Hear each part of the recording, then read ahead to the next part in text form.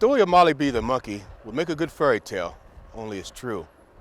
In 1973, a 40-pound rhesus monkey rode up to Eva and Fabian Cobb's farm here on the back of a hog and stayed here for several years, riding herd over the Cobb's 200-plus hogs on the farm.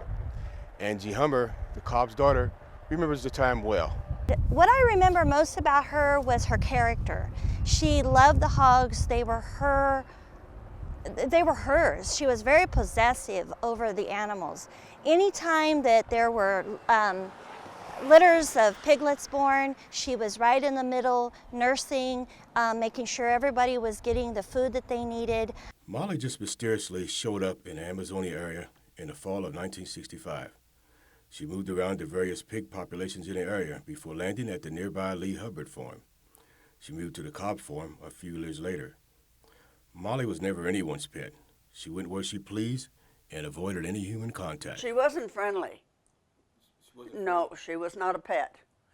And if he was loading hogs to take to the market, I had to go down and have a stick because she'd jump on his back.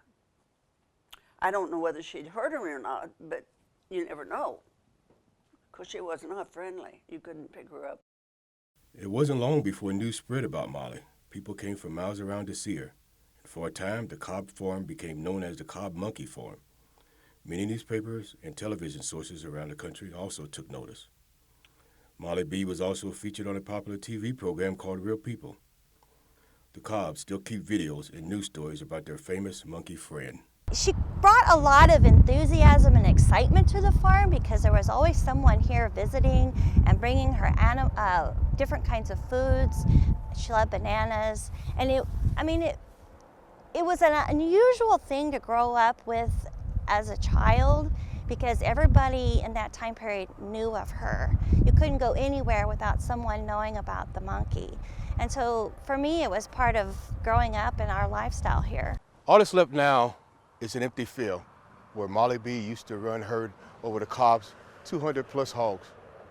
But the memories still exist from a time when a monkey rode up here on the back of a hog and made this farm her home and put Amazonia on the map. For Fox 26 KNPN and the St. Joseph News Press, I'm Alonzo Weston.